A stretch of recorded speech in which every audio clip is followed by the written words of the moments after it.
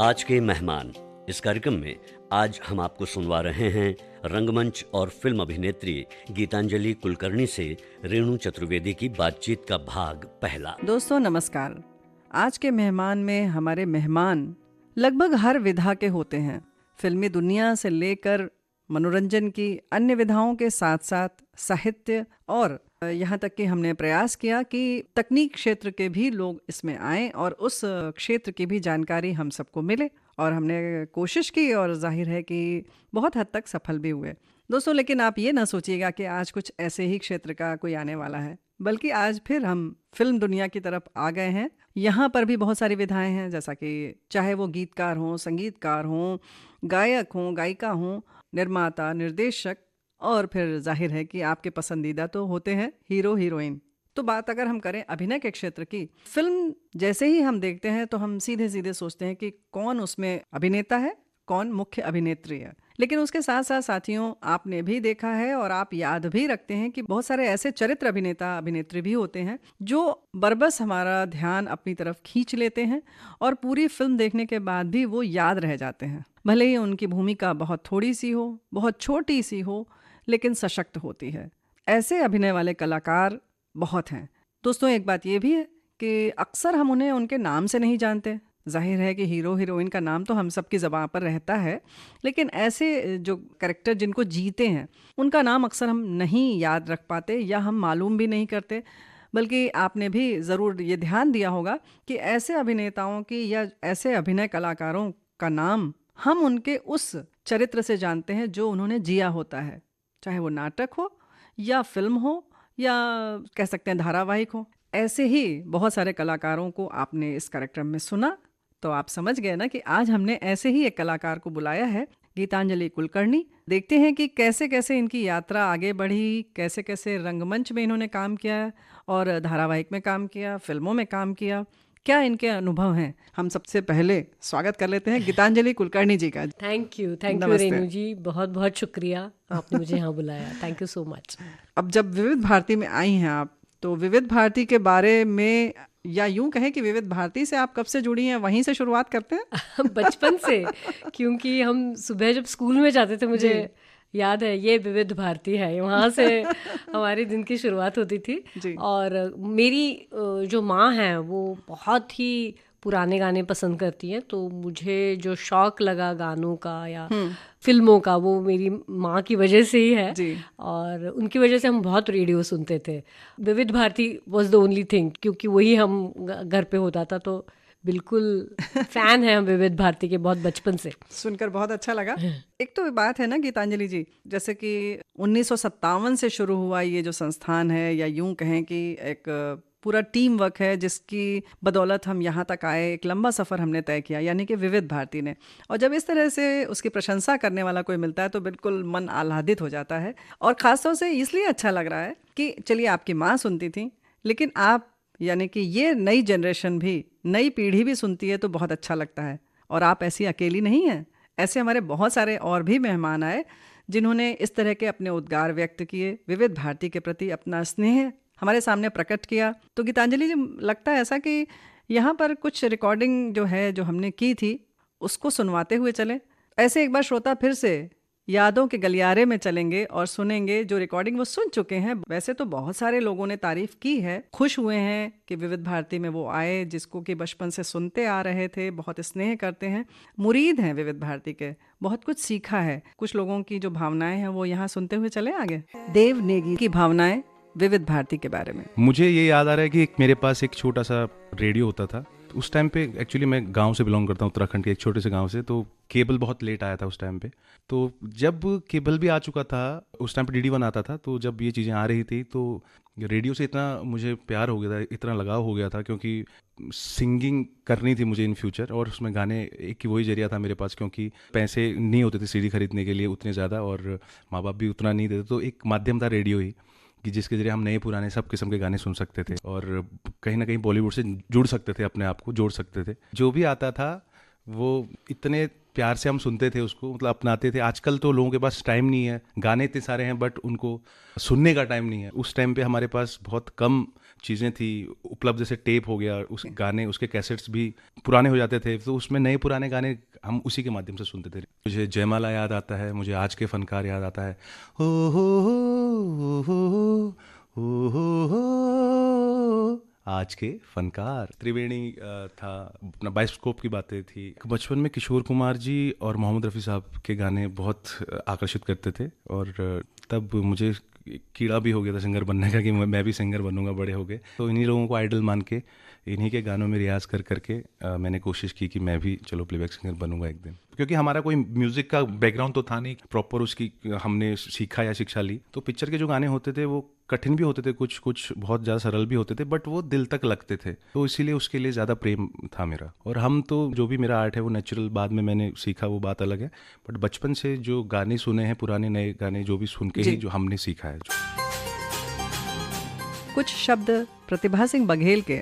विविध भारती, जो कि मेरे बचपन में, मतलब मेरी माँ जब कहती थी कि वो लोग विविध भारती सुनते थे, तो ऐसा लगता था कि ये विविध भारती मम्मी क्यों सुनती हैं। और उसके बाद जब मुझे सुनने का शौक हुआ और जब मैं विविध भारती सुनने लग गई, तो लगता था कि ये एक कुछ कमाल की एक जगह है जहाँ से इतना खूबसूरत म्यूजिक सुनने को मिलता है। विविध भारती के आप फैन हैं, और अब हमारे बहुत सारे श्रोता भी आपके फैन हैं, और आज आप एक खुद कह सकते हैं ना कि अपने फैंस के लिए आप आई हैं, तो उनकी तरफ से भी आपका फिर से हम स्वागत करते हैं। और ये जो आपने कहा कि फिल्मों का शौक तो था, लेकिन बहुत सारे लोग सपने देखते हैं कि फिल्मों में जाएंगे, एक्टिंग करेंगे, लेकिन पहुंच नहीं पाते, तो आपकी यात्रा कैसे शुरू हुई?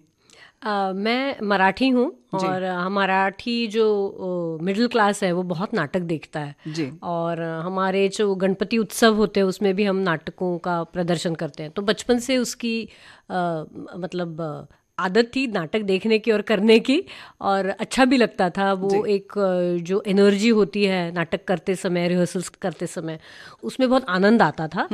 बचपन से एक हॉबी के तौर पे तो किया ही था, लेकिन जब एक प्रोफेशन के तौर पे मैंने सोचा कि मैं ये करूं, जब मैंने नेशनल स्कूल ऑफ ड्रामा में एडमिशन ली, तो थोड़ा सा डर लग रहा था कर पाऊंगी या नहीं कर पाऊंगी, क्योंकि हमारे घर वाले भी हॉबी जब तक थी तब तक साथ दे रहे थे, लेकिन जब कहा कि कोर्स करने वाली हूँ, प्रोफेशनल कोर्स करने वाली हूँ, तो घर से इतनी इजाज़त नहीं थी।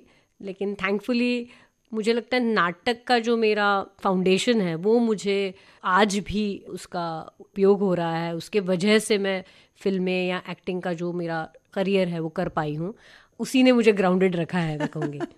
तो देखिए, ये होती है बात, बचपन में सीखी हुई चीज़ कब काम आ जाए नहीं पता, इसीलिए कहते हैं कि बचपन में बहुत कुछ करना चाहिए और अच्छा करना चाहिए। वैसे ही आप भी इत्तेफाक रखती होंगी ना कि जो हम सामाजिक सरोकार की चीज़ें करते हैं, ये रंगमंच की बात की या गणपति उत्सव है, जैसे ऐसे ही रामलीला है, कृष्ण लीला होती है, बहुत सारे और भी रंगमंच के मतलब कह सकते हैं ना कि विधाएं हैं, उनके तरीके हैं। जब बच्चे उसमें प्रतिभागी बनते हैं तब नहीं पता होता है कि ये बाद में कैसे काम आएगा और किस तरह से हमारी नींव मजबूत करेगा। अब बात आए तो विद्यालय की भी आ सकती है इसमें कि हाँ, विद्यालय में भी कुछ कुछ ऐसे कार्यक्रम, चाहे वो वाद विवाद प्रतियोगिता हो या कुछ भी हो, वो सब कहीं ना कहीं हमारी जो नींव को मजबूत करता है और आगे हमारे करियर में या हम जो भी व्यवसाय चुनते हैं उसमें हमारे व्यवसाय को संबल प्रदान करता है। तो इस तरीके जो सपोर्ट सिस्टम है, हमें लगता है कहीं ना कहीं उसकी नींव जो है वो बचपन में पड़ जाती है, और जब इस तरीके की होती है तो वो बहुत मजबूत होती है। और जाहिर है कि आपकी बात से भी ऐसे ही लग रहा है। तो दोस्तों, जब भी मौका मिले कुछ भी करने का तो उसे गंवाना नहीं चाहिए, बल्कि कर लेना चाहिए।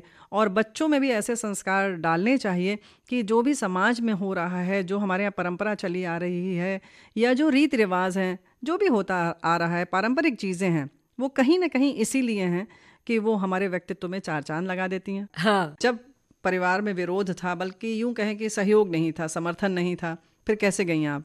मुझे लगता है जैसे अब आकाशवाणी है, दूरदर्शन है, वैसे ही जो इंस्टीट्यूट्स हैं हमारे, जैसे मैं जिस इंस्टीट्यूट से आती हूँ, नेशनल स्कूल ऑफ ड्रामा, वहाँ पे स्कॉलरशिप्स होती है जी। और वो स्कॉलरशिप हम जैसे जो लोग होते हैं जिनको शायद परिवार साथ नहीं देता है या मतलब आर्थिक मदद मिल जाती है। और जैसे मुझे आर्थिक मदद की ज़रूरत नहीं थी, लेकिन मुझे जो स्टैंड लेना था वो उसके लिए मुझे सरकार ने मदद की, गवर्नमेंट इंस्टीट्यूशंस ने मदद की। तो मुझे लगता है मेरे क्लास में जैसे निवेदिता भार्गव यहाँ पे आई थी पहले, वो भी मेरी क्लासमेट थी। अनीता नेहा खालको रांची से थी, वो मेरी क्लासमेट थी। सुंदरलाल छावड़ा जो हरियाणा से थे, वो मेरे क्लासमेट थे। स्वानंद किरकिरे इंदौर से, नवाजुद्दीन अभी जो बहुत ही बड़े स्टार हुए हैं, चित्तरंजन त्रिपाठी। तो अलग अलग प्रदेश के लोग हम आए थे और हमारा सबका बैकग्राउंड नॉट नेसेसरीली थिएटर से था। हम ऐसे फैमिलीज से नहीं आ रहे थे, लेकिन फिर भी हमको इस स्कॉलरशिप ने, ये गवर्नमेंट इंस्टीट्यूशंस ने हमें वो ताकत दी, सपोर्ट दिया। और हम अपनी बात कह एज यंगस्टर्स 20 साल की उम्र, 25 साल की उम्र में हम इन स्कूल्स कॉलेजेस में गए, लेकिन ये सपोर्ट था इसलिए हम कर पाए। आई डोंट नो अगर प्राइवेट इंस्टीट्यूट होता तो हम कर पाते। आज फीस आप देखेंगे तो 4 लाख 5 लाख पता नहीं क्या क्या, तो हमको तो स्कॉलरशिप मिलती थी। तो उसके वजह से मुझे लगा मैं अपने परिवार को बता पाई, मुझे वो ताकत मिली and I could tell them. और एक मन में कहीं ये भी था कि ये राष्ट्रीय नाट्य विद्यालय जो है NSD, वहाँ पर हम सुरक्षित भी हैं और एक मतलब एक अच्छा इम्प्रेशन भी होता है कि हाँ यहाँ पर अगर गए तो कुछ सीख कर निकलेंगे। ज़रूर। और लेगेसी जो थी हमारी NSD की, मतलब नसरुद्दीन शाह जी, ओम पुरी जी, अनीता कंवर, इतने अच्छे अच्छे लोग, उत्तरा बावकर, मीता वशिष्ठ, इतने अच्छे लोग पास आउट थे, हमारे सीनियर्स थे। तो उसका बहुत ही हमें फ़ायदा हुआ और हम भी बता पाए ना कुछ कि नहीं मैं इस इंस्टीट्यूट से हूँ। तो we used to feel proud and still we feel proud about it. NSD की जब बात आती है तो वहाँ पर आप किस लिए गई थी?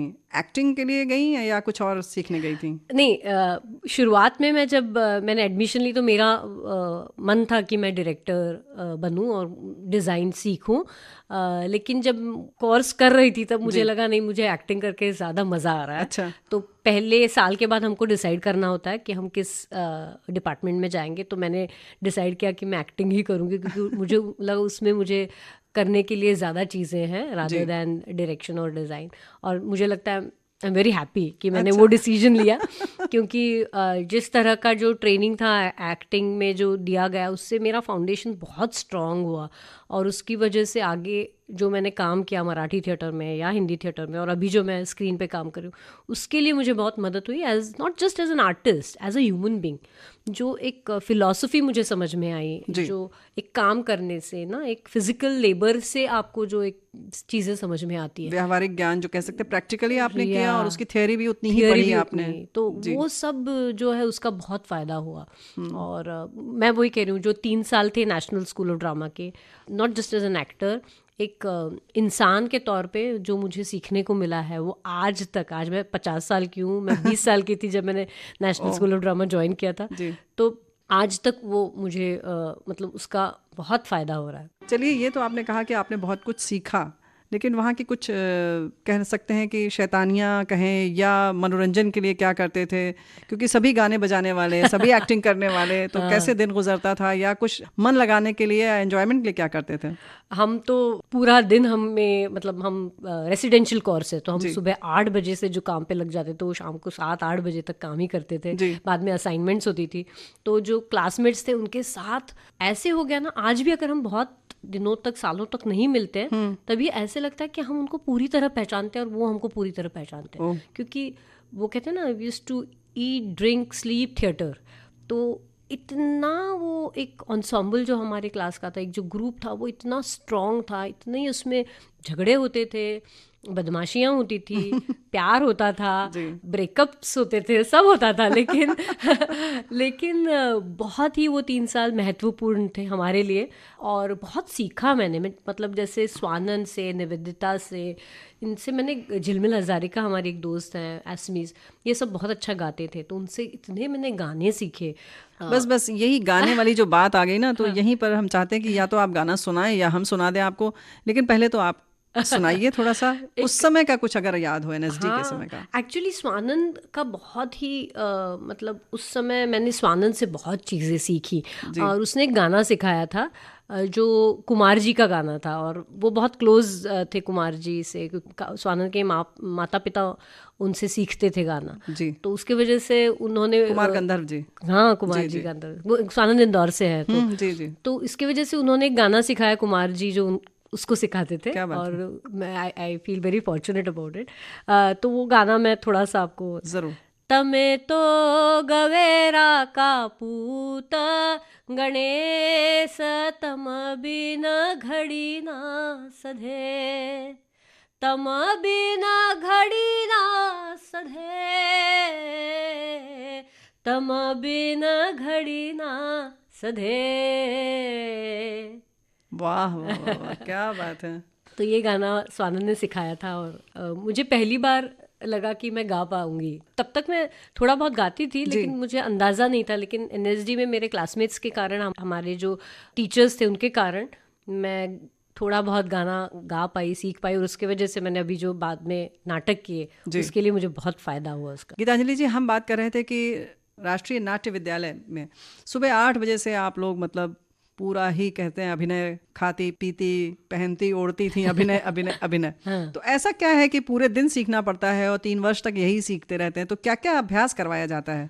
बहुत ही मतलब इम्पॉर्टेंट कोर्स है जी। क्योंकि आप जब अभिनय करते हो, सब सिर्फ अभिनय नहीं करते हो, आप लिटरेचर पढ़ते हो, आप वो कैरेक्टर क्या पहनता है ना, जो आहार्य अभिनय है उसका, मतलब उसका मेकअप, उसका कॉस्ट्यूम, तो वो कॉस्ट्यूम किस एरा का है, वो टाइम क्या है, वो किस बैकग्राउंड से आता है, तो ये सब हमको सिखाया जाता है। लिटरेचर पढ़ाया जाता है, थिएटर का सेट कैसे बनाया जाता है वो कारपेंट्री से लेके मेकअप तक, ये सब चीज़ें, मतलब एक्टर को अंदाज़ा होना चाहिए कि मैं जो एक रोल कर रही हूँ या कर रहा हूँ उसके पीछे कितने डिपार्टमेंट्स लगे हुए हैं और कितनी मेहनत लगी हुई है, कितना रिसर्च लगा हुआ है, और उसका महत्व क्या है, उसका महत्व क्या है, और खुद को आना भी चाहिए। आज मुझे बहुत उस चीज़ की मदद हो जाती है क्योंकि नए नए यंग डिज़ाइनर्स होते हैं या मेकअप पर्सन होता है या डायरेक्टर होते हैं, तो हम उनको समझा पाते हैं कि ये पात्र इस बैकग्राउंड से आता है तो उसका ब्लाउज ऐसे होना चाहिए, उसकी साड़ी ऐसे होनी चाहिए, मेकअप नहीं होना चाहिए।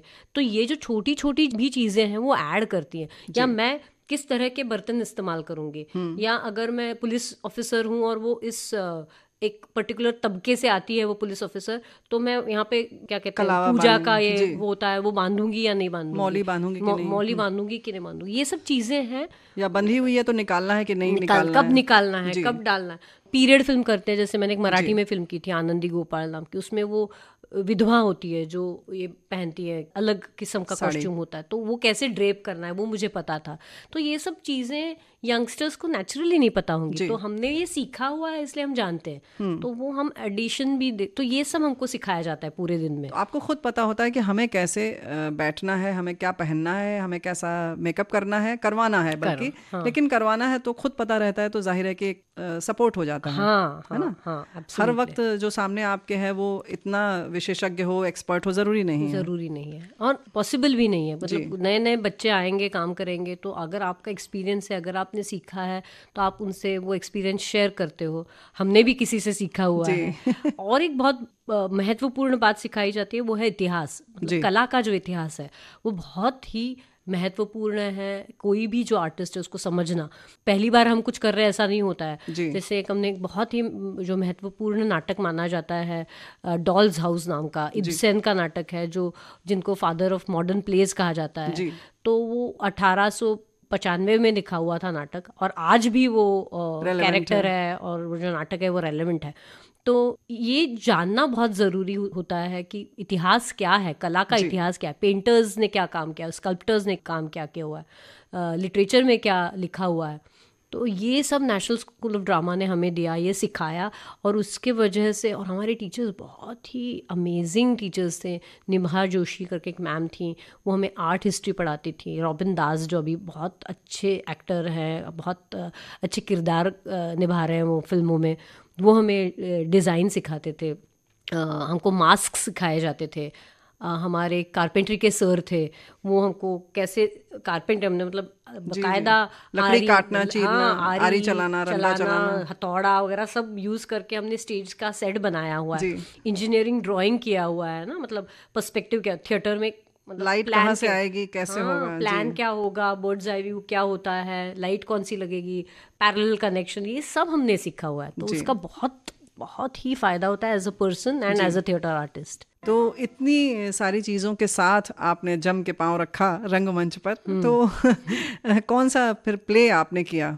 शुरुआत बहुत सारे हैं, शुरुआत की बात करते हाँ, हैं। शुरुआत में मैंने आविष्कार नाम का ग्रुप है मुंबई में, जो सुलभा देशपांडे, अरविंद देशपांडे जिन्होंने वो शुरू किया था, तेंदुलकर जी, उनके नाटकों से शुरू हुआ था। उसमें मैंने काफ़ी नाटक किए एक्सपेरिमेंटल, और उसके 4-5 साल के बाद मैंने मराठी कमर्शियल थिएटर करना शुरू किया परेश मुकाशी के साथ। परेश मुकाशी भी बहुत बड़े डायरेक्टर हैं। हरिश्चंद्राची फैक्ट्री उनका इंडिया की तरफ से गया था ऑस्कर के लिए, तो उन्होंने नाटकों से शुरुआत की थी। फिर बाद में उनकी जो फिल्म थी हरिश्चंद्राची फैक्ट्री, जो दादा साहब फाड़के के लाइफ पे थी, बहुत ही अच्छी फिल्म मानी जाती है वो, तो उनके साथ मैंने थिएटर किया, मराठी कमर्शियल थिएटर किया और बहुत शोज किए।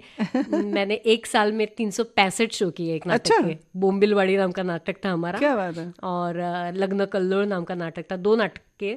तो 3 साल में मतलब सिर्फ नाटक ही किया और कुछ नहीं किया, और पूरे महाराष्ट्र में हमने टूर्स किए उसके। बहुत ही सराहा गया वो नाटक, नाटकों को भी अवार्ड्स मिले, मुझे भी अवार्ड मिले, तो बहुत अच्छा लगा। वो 4-5 साल पूरा जम के थिएटर किया। वही नाटक रोज करना हो अगर, हाँ, तो बोरियत नहीं होती? कभी कभी होती है, लेकिन एक तो ट्रेनिंग लिया हुआ था, तो वो टेम्परामेंट ऑलरेडी था कि नहीं अपने को रोज शो करना है।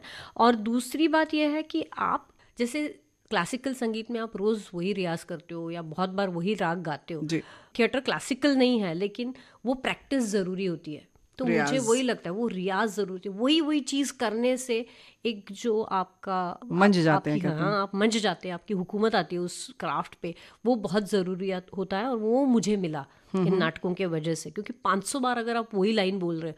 मतलब हमारे बहुत बड़े एक टीचर हैं, थे, मतलब अभी नहीं है, सत्यदेव दुबे जी, आपने नाम सुना होगा।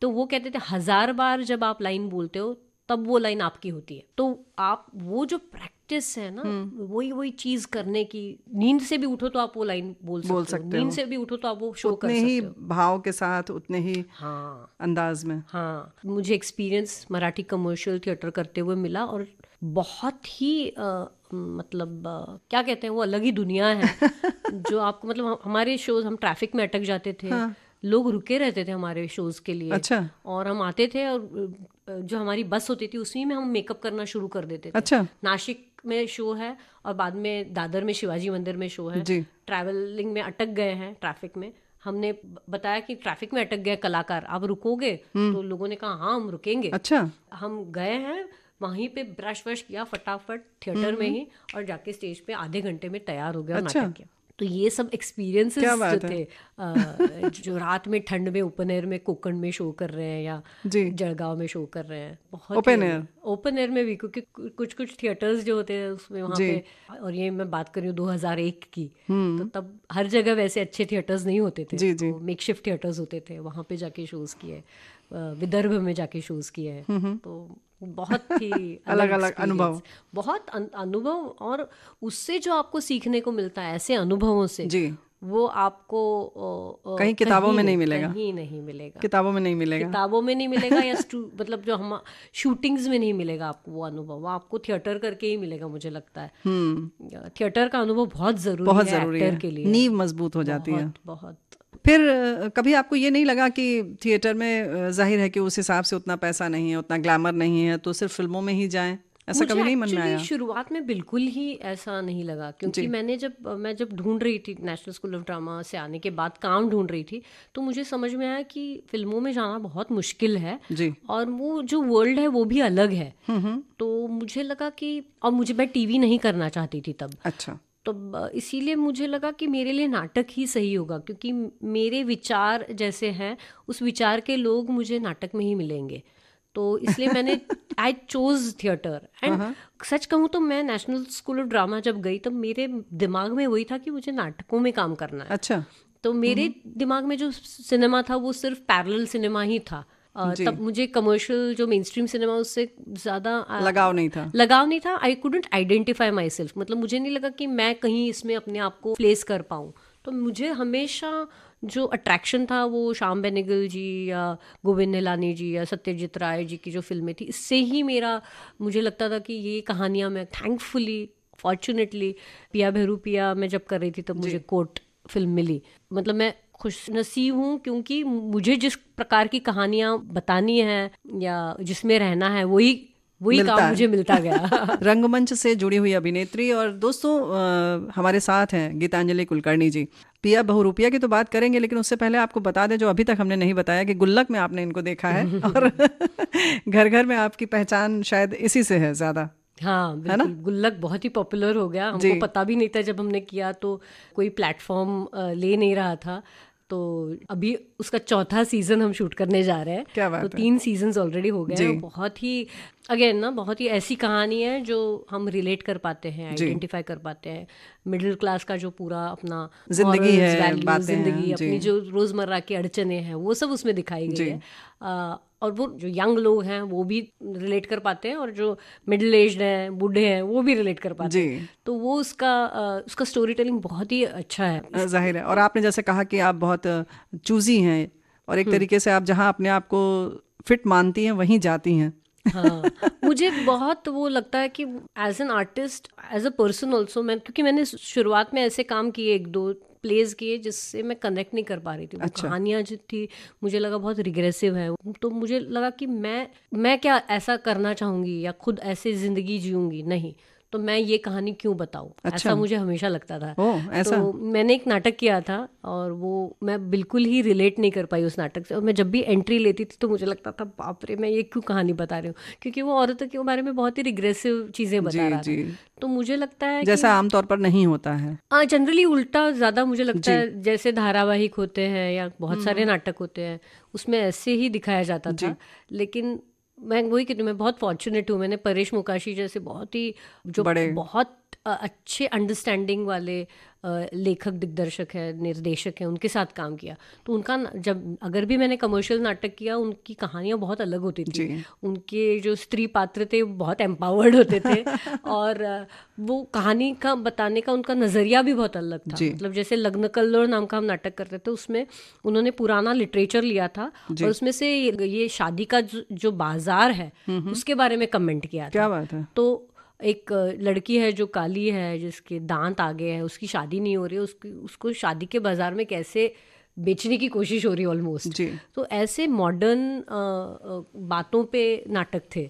तो मुझे हमेशा लगता था कि ऐसे कुछ हम जब कहानी बताते तो उससे मनोरंजन तो होना ही चाहिए, लेकिन उसके साथ साथ हम कुछ ऐसी बात बताएं कि जो जिससे लोगों की आंख खुल जाए, है ना, एक कुछ सबक मिले, कुछ हाँ सबक मिले ऐसा नहीं, लेकिन एक ना समझदारी बढ़े कि हाँ ये करना मैंने चाहिए। सोचा नहीं था ये ऐसे भी एक पॉइंट ऑफ व्यू है। तो अगर हम ऐसा कुछ कहानी में दे तो मुझे लगता है एज एन आर्टिस्ट हम ज़्यादा ग्रो करेंगे और हम खुद ग्रो करेंगे और एक समाज लोगों को भी हम अपने साथ लेकर चलेंगे, ऐसा मुझे हमेशा लगता है। इसलिए गुल्लक मुझे इसी बात के लिए अच्छा लगता है क्योंकि वो होम मेकर है, जो शांति मिश्रा है जो मैं पात्र निभाती हूँ, वो होम मेकर है, लेकिन वो चुपचाप सबकी बातें सुन नहीं रही है, वो अपनी बात बता रही है जी, जो समाज की जरूरत है या जो अपनी फैमिलीज की चाहती है, या फैमिलीज की जरूरत है। कि फैमिलीज में ये नहीं कि महिला चुपचाप जो बाकी मेल काउंटर पार्ट्स बोल रहे हैं उसकी बात सुने, वो अपना पॉइंट रखें, वॉइस करें।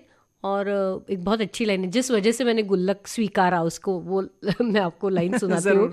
उसमें है कि रोज रोज अपनी चड्डियाँ वॉशिंग मशीन में छोड़ के चले जाते हैं, इतने बड़े हो गए अभी अपने चड्डियाँ धोना नहीं सीखा इन्होंने। तो मुझे I was so happy with this line, क्योंकि we see this no in our families की महिलाएं सब कुछ धोने का काम कर रही हैं और मतलब male members don't do that. तो वो ध्यान भी नहीं देते इस बात पर, ध्यान भी नहीं देते, तो उनको समझ में भी नहीं आता, मतलब बिल्कुल अंदाजा ही नहीं आता कि एक महिला अपनी माँ घर में क्या क्या काम कर रही है।